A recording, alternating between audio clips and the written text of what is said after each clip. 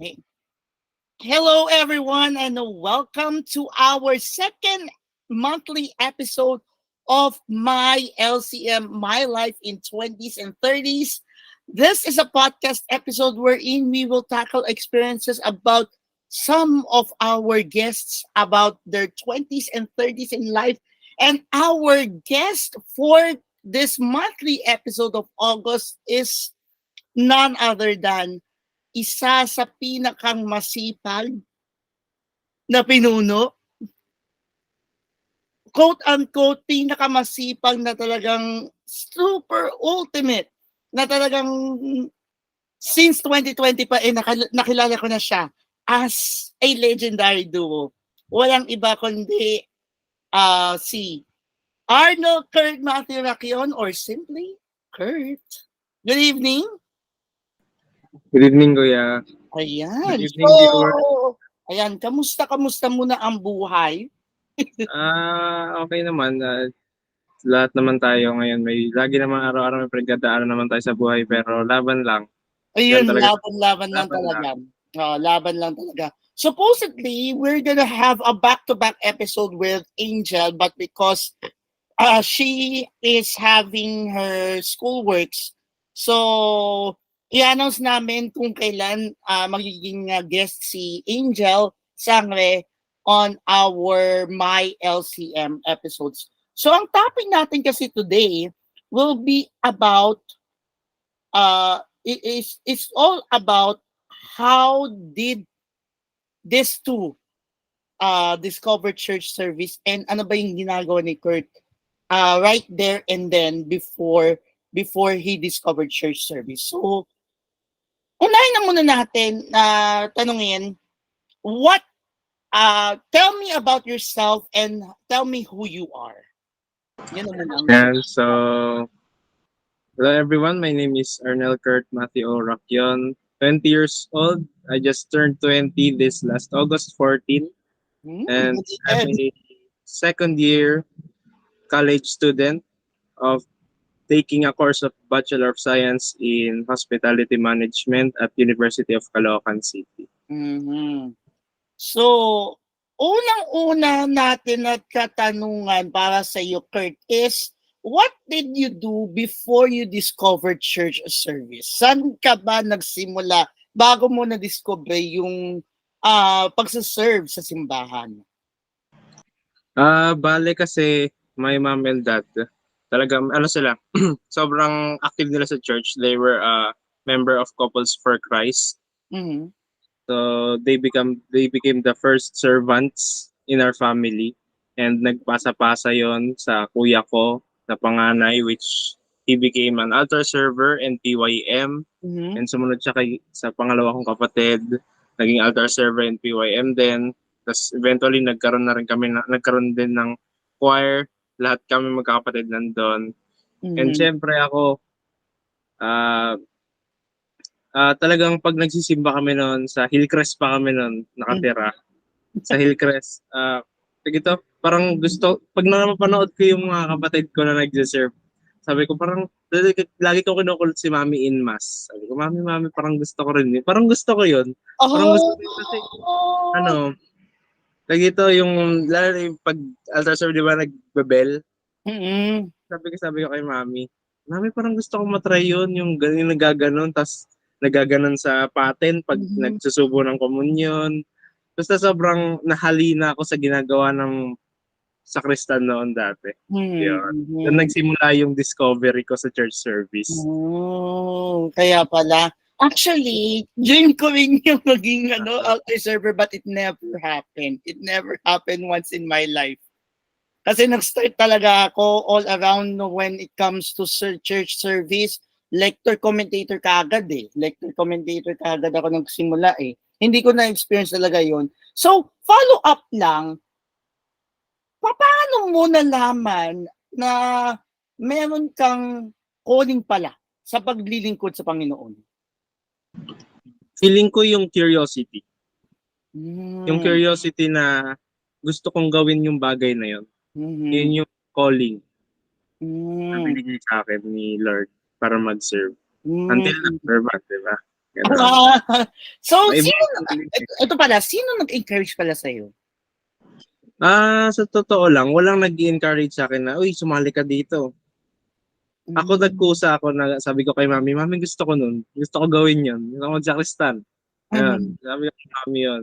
Walang nag-i-encourage sa'kin na mag-serve. So parang kusa talaga, Mm, Kurt. yes.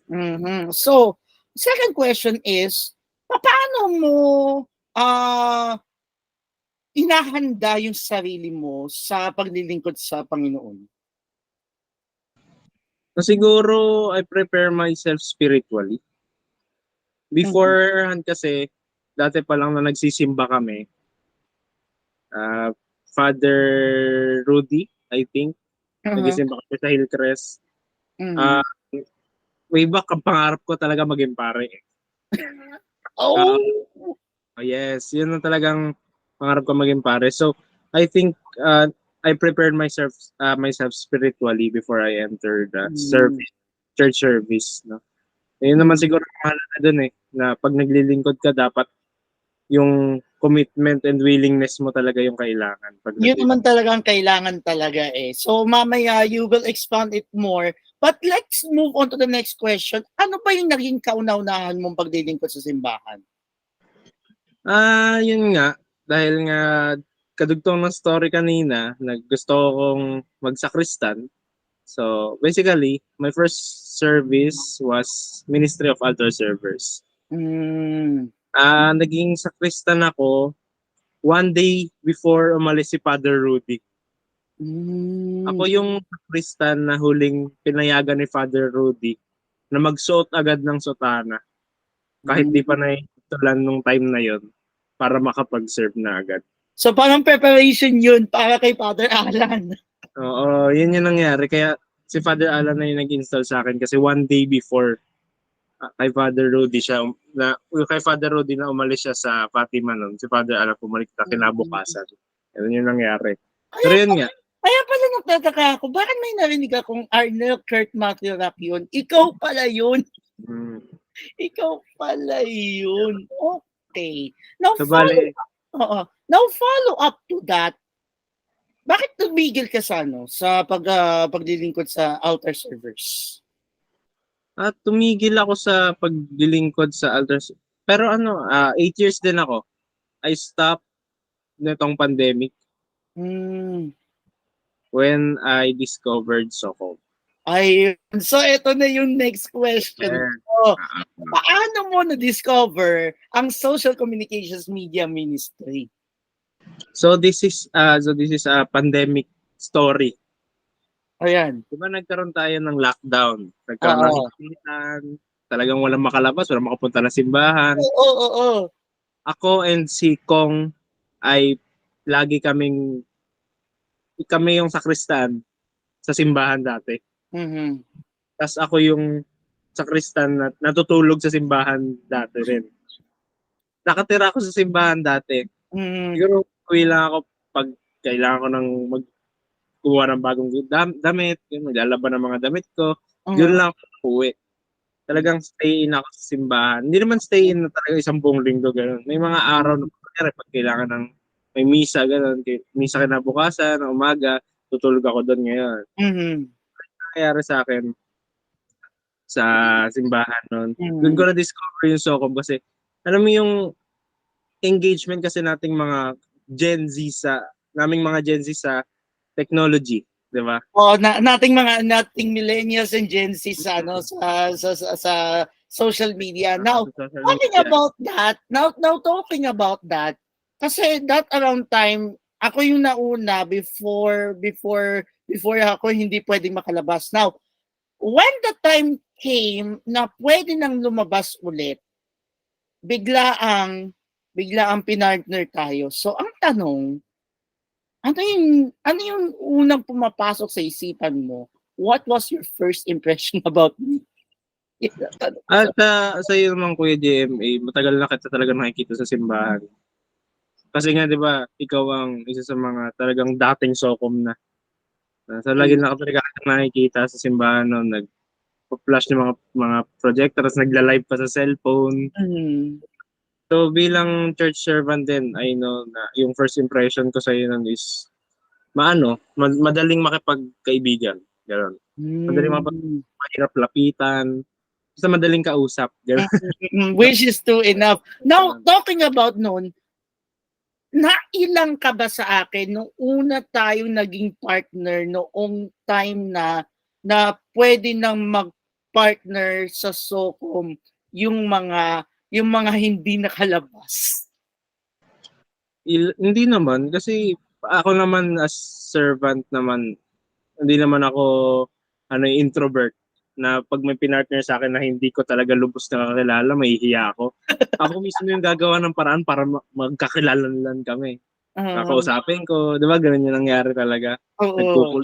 Nakipagkulitan agad sa'yo, 'di ba? Ganun talaga yung nangyari sa atin noon eh. And Yun. and then there came Angel. There came Angel Sangre. Now, before church service, paano mo nakilala si Angel Sangre? And at the same time, ano yung naging unang impression mo sa kanya as a person? Bale nagkakilala kami January 14, 2021. Mhm. Yan yun. Preparation ng feast ng Santo Niño. Mhm. Nagkaroon kasi ng project ang kabataan ng Fatima na Mhm. mamimigay ng libreng candies. So, si Kong as youth leader nung panahon na yon, nung 2021, nagkaroon ng project na mamimigay ng candies. So, nagbalot kami. Nagbabalot kami ng mga candies sa dating store, ay sa ngayong store, dati function hall, di ba? May Oo. area pa siya dati. Yun, naabutan namin gano'n yun, doon kami nagpapak ng mga candies. Doon ko siya nakilala nun. Na yung pasok ko dun sa pintuan na yun, siya yung nakabungad sa akin. Oh! Ganun yung kwento. Pagkapasok ko sa pintuan, nakatingin siya sa akin, nakatingin ako sa kanya. Kasi nga, talagang harapan ito yung pinto, ito siya. Ganun Kasi yung parang nangyari. ganun, no? Yung parang ganun. Yan, parang ganyan, parang tayong magkaharapan. Pero, nandun siya sa may bandang board. Di ba may board doon dati? Nandoon siya banda. Pero, nakaharap siya sa pinto, kaya siya una ko nakita. Mhm. Nung time na yon, ang first impression ko talaga sa kanya, masungit siya eh. Kasi alam mo sa akin lang, ang nasa isip ko kasi pag maganda na babae, di ba madalas masungit? Yes, Diba? exactly, Madalas oo. masungit. Pero Kaya, pero ano yung nakita mo sa kanya na talaga ba siyang masungit at first talaga? nung unang nakita ko lang siya na hindi ko pa siya nakausap, oo. Kasi ganun yung aura na naramdaman ko. Nung una ko siyang tinignan, para siyang, Oh. parang bakit naman na ito? Kasi nga, di ba, ganun lang yung thinking ko, yung ako, Mhm. na pag maganda masungit. Pero hindi naman lahat, di ba? Mhm. Kung pero impression lang naman yun, na Oo. masungit siya. Mhm, mhm. Pero First, noong nakausap kayo, ano yung nakita mo sa kanya? nung araw na yun, never kami nag-usap. Nung araw na nagbabalot ng candies, hindi ko siya kinausap kahit yung unang tinginan namin, huli na yun. Mhm. Tapos yung buong araw na yun, hindi kami na talaga nag-usap hanggat sa umakyat na ako nung nag-serve ako, nag-live stream ako noon. Mhm. Hanggat sa parang may kinagabihan na may paghahanda, something event na gano'n. Mhm. Tumawag ako sa kanya. Mhm. Kasi, hindi, ito pa pala ang kwento. Kinagabihan nung hindi kami nag-usap, Mhm. nagbabalot, kinukulit ko si Brother Ariel. Saka si Oo, Kong. si Ariel Listino. Sabi ko, brother, anong pangalan nun? Ginaganon ko sila, brother. Kasi kung kinukulit ko na, brother, anong pangalan sa Facebook? Talagang hanap. Until na inad ko siya ng gabi. Gabi na yun eh. Ito na siya, Oo. na-add. And nagulat ako, inaccept agad. Ay! Oh! Inaccept agad. First in love. Ayan. Inaccept niya agad yun. Tapos, yung gabi na yun, hanggang madaling araw magka-chat kami. Mm. Tapos, nung naka-chat ko siya noon, kahit chat lang, ano siya eh, tag dito, madali siyang pasayahin. Ah. Mababaw ang kaligayahan. Mhm. Kaya dun sa part na yun, na feel ko na maano siya eh, tag dito, yung maraming problema. Ganun daw kasi ang tao eh. So Mhm. pag masaya ka, Ang marami daming kang problema. in your back. So ako noon, ang ginagawa ko lang, nagjo-joke-joke lang sa kanya, tapos minomotivate ko siya, ni-inspire ko siya sa mga sinasabi ko, inaaya ko siya sa Socom. Ganyan Mhm. sa kanya na sabi ko, kinukulit ko siya, Socom ka na, ganito, ganyan. Kulit ko lang siya, tapos natutuwa siya sa akin kung paano ko usapin, gano'n. Mhm. And then that around time, noong time na tayo na naman yung magka-partner, nakita ko siya. So, ano yung naging first impression niya sa akin nung nakita niya ako? Although hindi ko kasi alam kung ano yung first impression niya, hindi ko siya natanong ever since kung ano yung impression niya sa'yo. Mhm. Feeling ko masasagot niya yung pag i-interview mo na siya. Yun na nga, yun dun Kaya ko abangan ang susunod na kabanata. So abangan niyo yun ha, yung part 2 nito with Angel Summer naman. So now the next question is, noong time na tayo ng tatlo, ano yung naging motivation mo para maging matatag kayong dalawa sa inyong samahan sa pagmamahalan? Sa tingin ko yung naging ano namin sa pagpapatibay namin nung naging relation namin is yung pagiging active sa simbahan. Mhm. Wala kaming date sa labas before. Mhm. Ang ginagawa namin ate, tawag namin to Simba date. Pag Hmm. may gusto kaming i-celebrate na achievement namin dalawa, gagawin namin, tara, Simba date. Ganun yung ginagawa namin. Mhm. Sobrang pinipilit talaga namin na always God-centered yung relationship namin. Kaya yun yung nagpapatibay sa amin. Totoo naman yun. Now, bago yun, saan mo nakilala pala sa simbahan si Angel? Yun pala yung unang tanong ko pala dapat na tatanungin ko.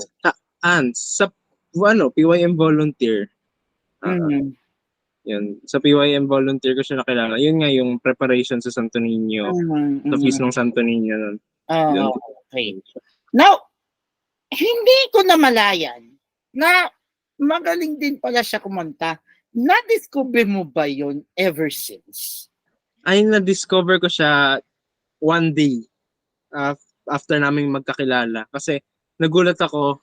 Kasi yung ginagawa ko sa kanya, kinakantahan ko talaga siya, voice message. Mhm. Syempre, nagpapakyut. Ganun. Nagpapakyut. Tapos yun, maya-maya nagulat ako, nag-send siya ng vid sa akin na kumakanta siya. Sabi ko, maganda din palang kumanta. Hmm. Bigla nagulat ako, sabi ko, may boses din. Tapos nagpapakyut-pakyut pa siya na kumakanta siya. May ano ka ba, na may copy ka ba nun? Send mo sa akin kapag nakita mo yung copy nung ano na yun. Sige, kuya, send ko sa'yo. Sige. But going there, paano kayo na-discover naman ni Tita Ebab at nabuo yung Tini Choir? Brief history kasi ang Tini Core talaga since 2005 pa siya. Mhm. So, bale, kaming tatlong magkakapatid kami nila Kuya Erans. Kuya Erans ang dating president Mhm. and kaming dalawa ni Kuya Hans yung mga members ng napaguhan. Mhm. Till now, members pa rin kami. Although, inactive na lang yung choir namin yun due to walang members. Ay, oo. Mhm. Ako yung president ng Tini Choir ngayon. Mhm. And, sabi ko, kasi tita, iba pa naman yung pag sinabi mo sa kanya na tita, magaling kumanta to. Pag-aanoin niya agad yan. Pag-auditionin niya agad yan. Mhm. Sabi mo kay Sandy mo, ipasok sa choir. Later on, nagkaroon ng invitation ang tinig choir na kumanta sa isang, sa simbahan yun nakakanta ng Christmas songs, yung isang choir. Ah. Tapos, sumama sa akin si Angel nun. Mhm. Tinali siya ni Ate Zandy doon and never na siya nagkaroon ng audition. Yung kinanta niya yung kanta na yun, pinasok na agad siya. Oh, wow. Unique yung boses niya eh. Mhm. Kumbaga, sabi nga nila Tita Iba, close to Ate Zandy Mhm. yung boses niya pag nahubog pa. Ah, okay. Kaya ako siya na-introduce sa Tinig Choir. Okay. So, ganun pala yung naging motivation na nagkaroon ng tinig choir ngayon. Now, ang tanong ko, bakit hindi na naging active ang tinig choir? What was the story behind it? The story behind the inactivity of Tinig Choir is due to lack of members. Mhm. Kasi busy. Busy na yung mga students. Kasi yung mga members kasi namin graduating, nag-OJT. Mhm. So, pabawas na kami ng pabawas. Kasi yung iba naman, di naman sumasakto yung school schedule sa choir time namin. Mhm. So, umabot na kami sa point na 4 lang kami lagi. Mhm. And we decided to stop. Okay. And then there you are. From Eric down to you. Paano nagkaroon ng transition ng maayos from na pinunong Eric to being you as the newest president ngayon ng SOCOM? Ito mga ano to ha, mga LCMers, kailangan pakinggan niyo ito para yung mga naglilingkod diyan sa simbahan, lalo na yung pag-presidente, listen to this story, papaano yung pinakang maayos na transition. Yun nga, way back kasi nung sumali ako sa SOCOM and umalis ako sa Sacristan noon, sobrang nag-full time ako sa SOCOM. Mm. Everything, every time nagsasalo ng schedule. Basta free ako, sige, kahit araw-araw yan, serve ako. Araw-araw yun nag-serve ako until na-recognize nila Father Aris yung kasipagan ko sa pag-serve. Lagi Mm. silang, uy, ikaw na mag-serve ngayon, ganyan. Basta ganun. Sa akin naman kasi, kaya ako nagsisipag talaga mag-service for the greater glory of God. Okay. Siyempre, yun naman talaga dapat ang point natin sa pag-serve. Mm. Hindi naman yung tao na nakapaligid sa atin. Oh. Kung anong pinaglilingkuran natin. Yun yung motivation ko na maglingkod lalo. And yun nga, di nagtagal ang panahon, nagkakaroon ng rumors, kinakausap ako ni Father about being servant leader ng SOCOM. Mhm. And siyempre mixed emotion ako na di ko unang kinausap ako ni Father nun, parang gusto ko pang tumanggi. Kasi alam mo yung parang nabigla ako. Mm. Sa tanan ng buhay ko na pag-serve, never ako ng position. Kasi gusto ko mag-serve lang. Mm. Wala kang ibang gawin kundi serve lang. Ayoko ng positions, ng officers, ayoko yan. Gusto ko serve lang. Yun lang. Mhm. Ayun na nga yun eh, yun na nga Parang yun. nag-isip ako noon, time na yun, na unang beses ako kinausap ni Father Aris. Pero merong 50% dun sa parang gusto kong tumanggi na gusto kong pumayag. Kasi yung opportunity na yun, hindi lahat yun nabibigyan. Oh. Maraming nabibigyan ng opportunity to serve, pero bilang ang nabibigyan ng opportunity to lead the servants. Mm. So, yun yung other 50% na nasa isip ko nun na parang Mhm. gusto ko pumayag na kasi sayang, yung opportunity na yun, hindi naman si Father Aris yung nagbigay nun. Mhm. Calling yun ni Lord. Oo. Ginamit instrumento si Father Aris to tell me na, anak, we need you. Mhm. Kailangan ka ng SOCOM. Ayun. So, eventually, nagkakaroon na ulit ng mga iba-ibang usap until PPC required me to join PREX. Ah. And yung PREX na yon, sabi nila kaya ka magpe-PREX because required to para maging servant leader ka. So Mhm. sabi ko, so totoo na talaga. Parang yun pa yung ano ko eh. Yung inaaya ko nila Tita Irene. So, parang totoo na. Magiging servant leader na talaga ako. Mhm. Pero wala na yung other 50% ko na gusto kong tumanggi. Mhm. Alam mo yung gusto, yung 100% fulfillment, commitment, sacrifice. Gusto, parang, sige, tinatanggap ko. Gusto Mhm. ko ganun. Ganun na yung naging mindset ko nun. Mhm. Kasi lalo na parish renewal experience ako, sobrang napalalim pa yung faith ko and yung understanding ko about God. So, Mhm. ah, di ba meron sa Prex is yung mga letter. Yes, oo. May letter sa akin si Tito Toto na which makes me sobrang umiyak.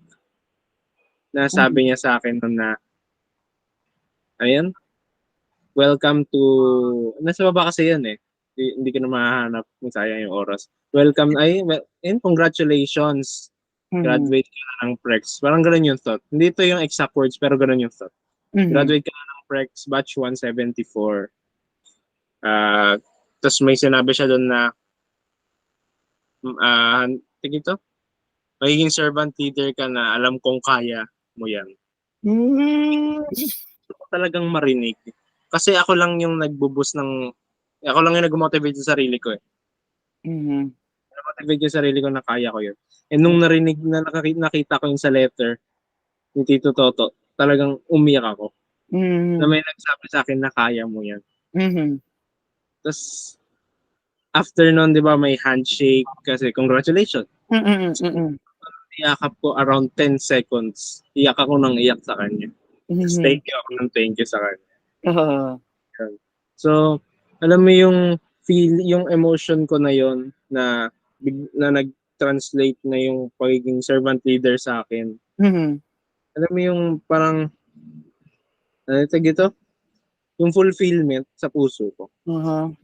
Parang, hindi na ako normal na servant. Meron ako, handling ko na yung mga servant. Pero at the back of it naman, na nag-worry ako na mag-handle ako. Alam ko naman na hindi naman ako nilagay ni Lord dun sa position na yun. Para magkalat. Mhm. Nandun ako for a greater reason. Mhm. So, yun lang naman yung kwento kung paano yung transition ng servant leader kay Kuya Eric and sa akin. And sobrang inspiration ko din yung ginagawang pagpamamalakad ni Kuya Eric before. Mhm. Kung may ina-adapt pa rin ako sa mga ano niya. Kasi sabi ko nga sa kanila noon, idol ko si Kuya Eric sa pamamalakad. Mhm. And tutuloy ko yung mga gandang bagay na ginagawa niya para sa Mhm. Soko. Ayun.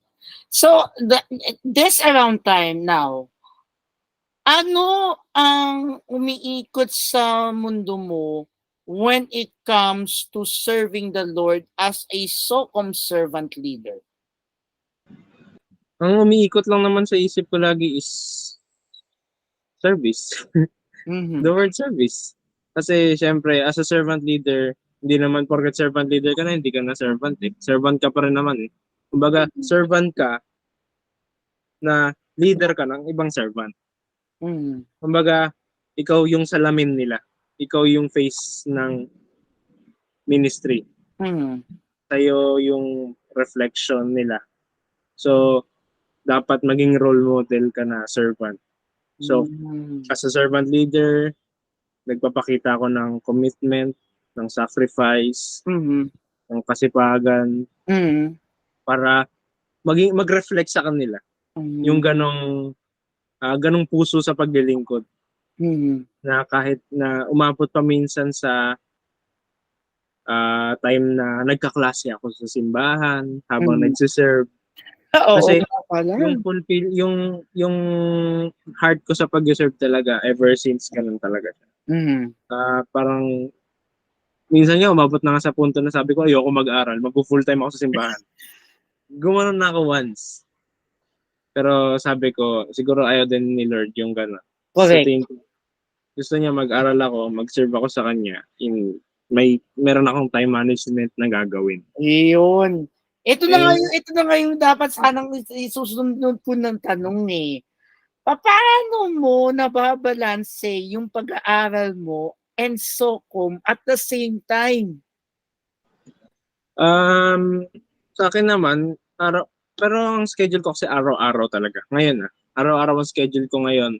Pero pag may time talaga ako na pwede, minsan nga kahit yung kailan na Sunday.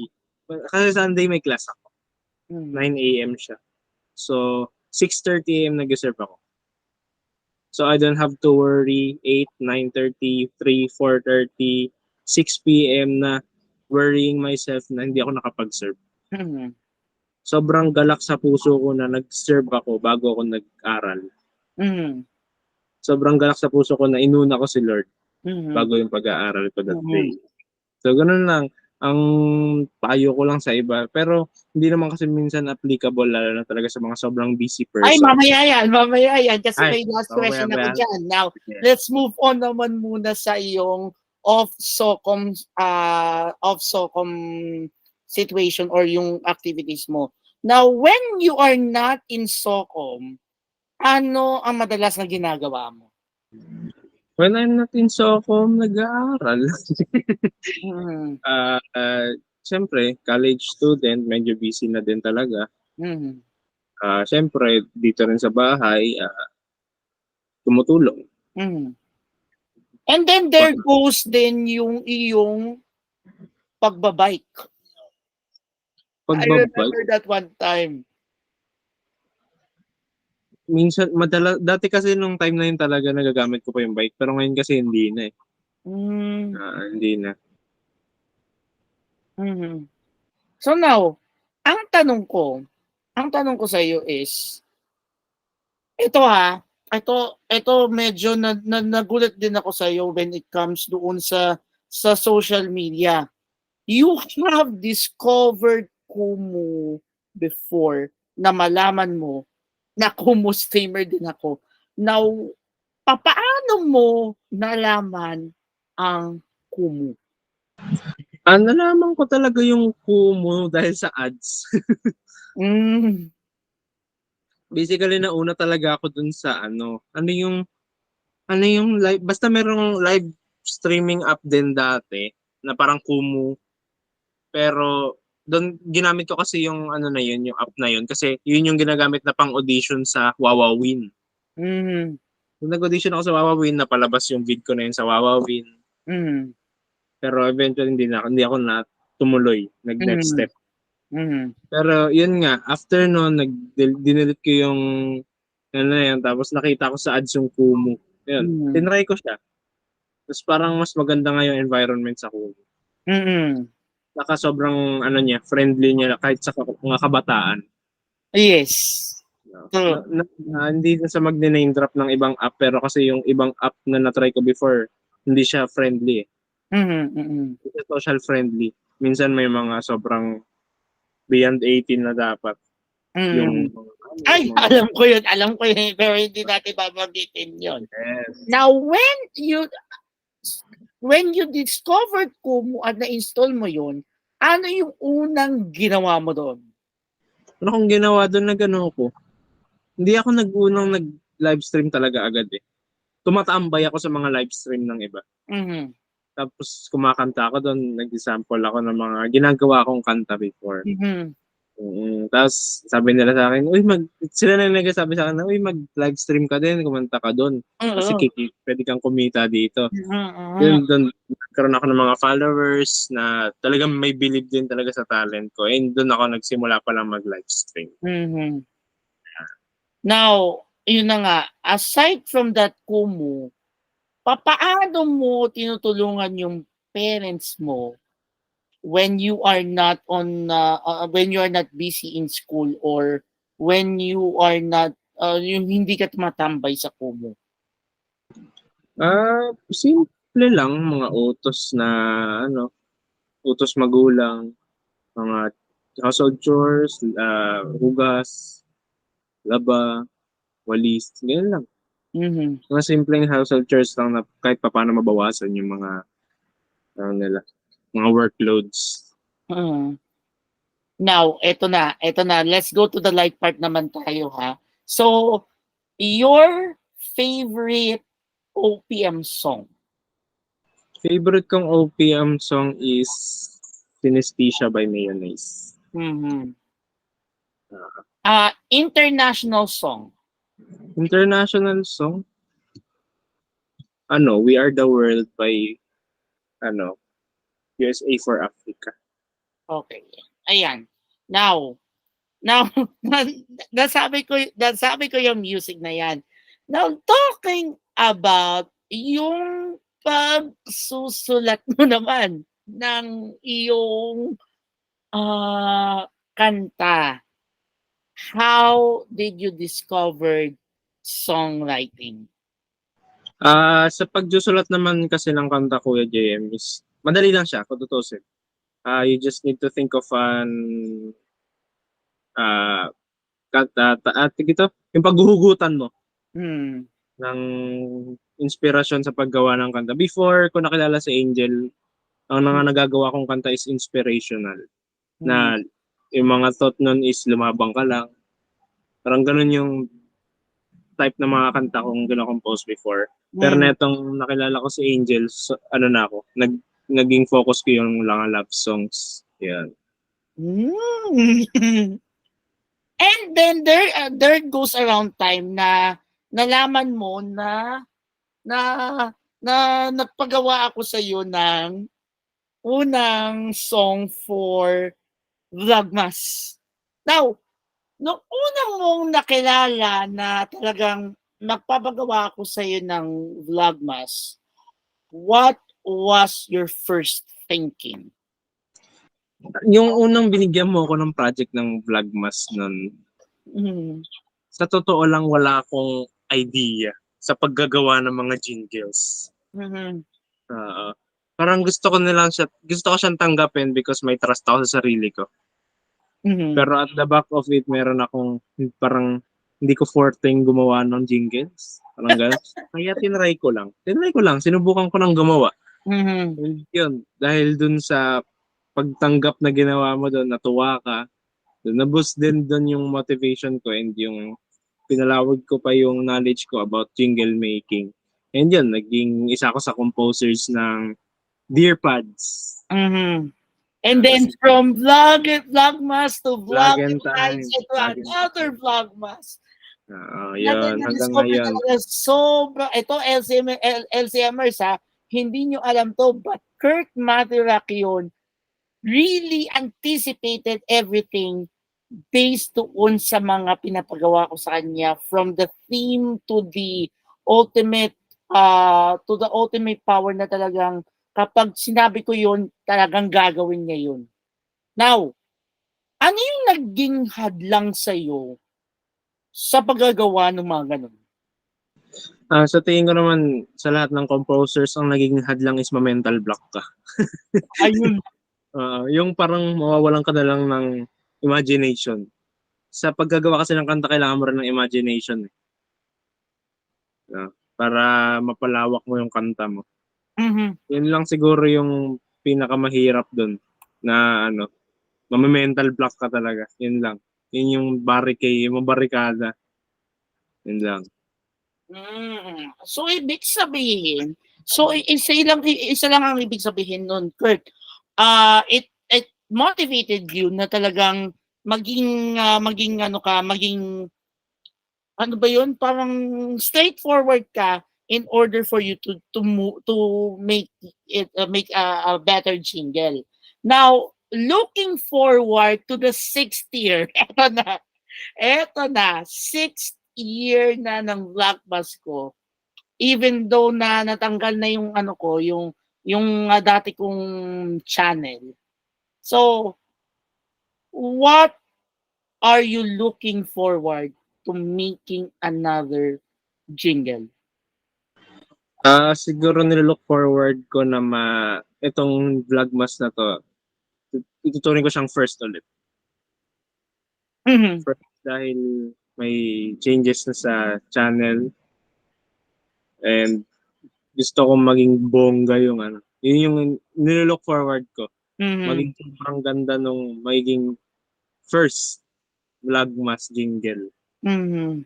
ng bagong channel. Siguro mas mahaba na 'to kaysa dun sa mga ginawa mo noon. Now, eto na. Eto na, since we are now finishing towards our last few minutes of our program, ang tanong ko naman ngayon ay, what will be your message sa mga taong gustong mag-serve for the first time pero nahihiya o yung tipong ay ayaw kong mag-serve muna, parang natatakot ako. What will be your message to them? To all na LCMers na tinatawag kay JM or sa ibang taong makakita ng vid na 'to, ang message ko sa inyo is, talk to God. Kausapin niyo si Lord, and kahit hindi kayo sagutin niyan in words, sasagutin kayo niyan by signs. Mhm.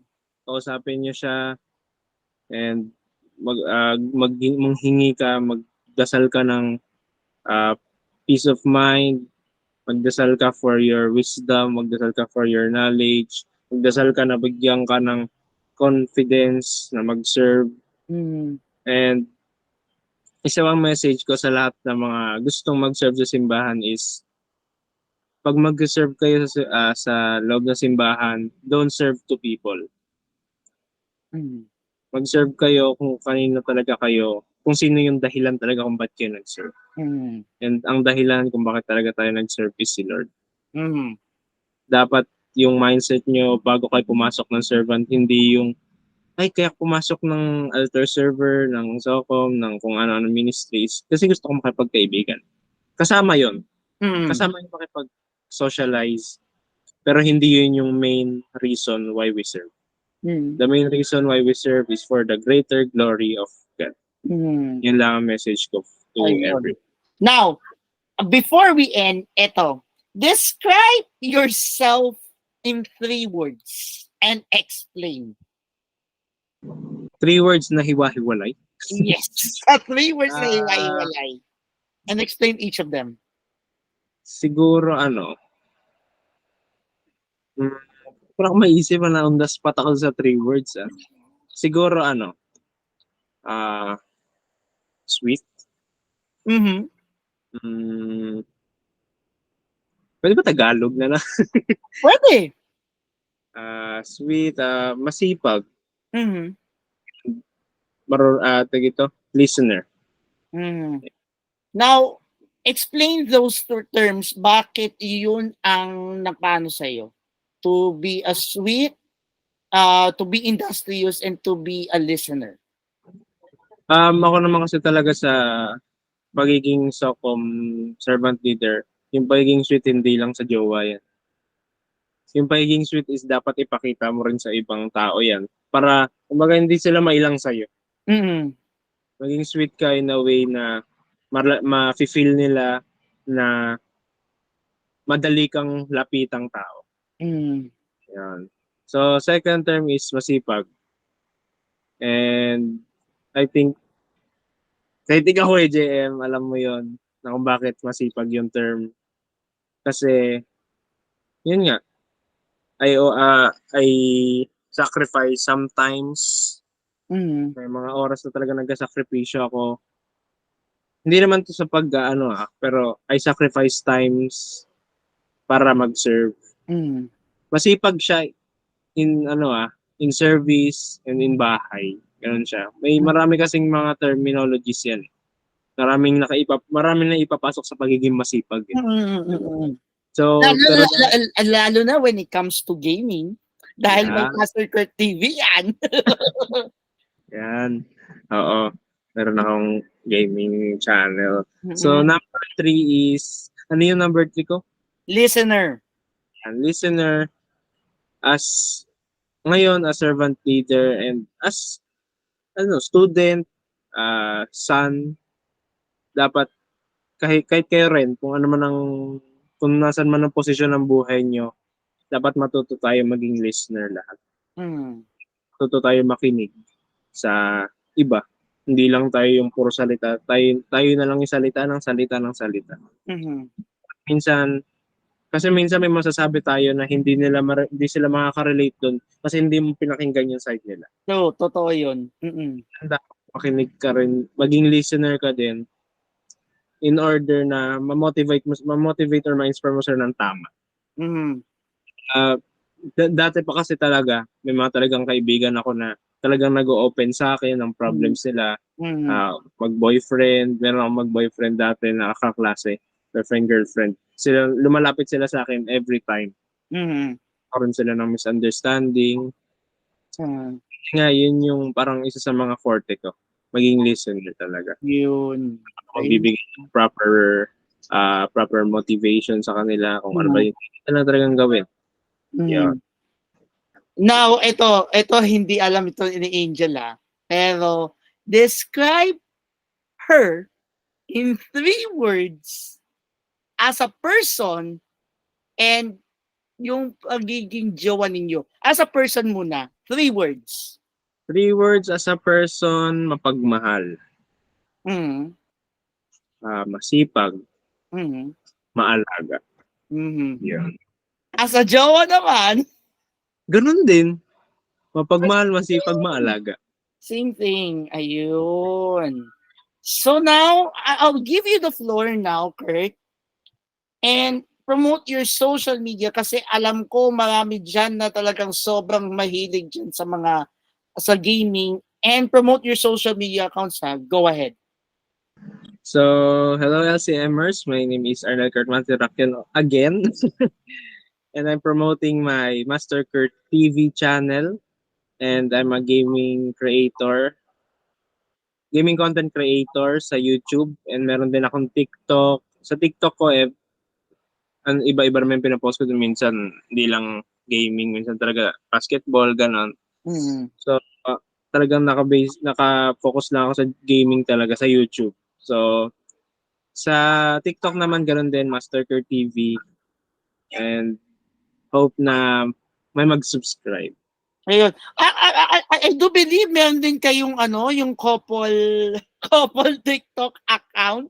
Oo, yung Angel Matthew Mm. 3014. Yun. So, ladies and gentlemen, again, one of the industrious and one of the sweetest SOCOM servants in our church. Again, Kurt Matthew Rakion. Again, Kurt, maraming salamat for the opportunity na nakausap kita, and hopefully magkaroon tayo ng time na makasama tayo in one setting na kasama si Angel, tayong tatlo na nag-uusap dito. So, looking forward for that. And by the way, sa mga hindi pa nakakaalam, we are also on Spotify. Search for My LCM, My Life in 20s and 30s, and we will be posting this on our Spotify, and of course yung highlights nito will be posted on our official Instagram, My LCM 2023, and on our official Facebook page, My LCM, My Life in 20s and 30s. Again, Kurt, thank you for the opportunity na Thank you kay JM. Ayan. And this has been JM together with Kurt, and your life has been changed with My LCM. See you on our next monthly episode as we bring you my life-changing moments, my life in 20s and 30s.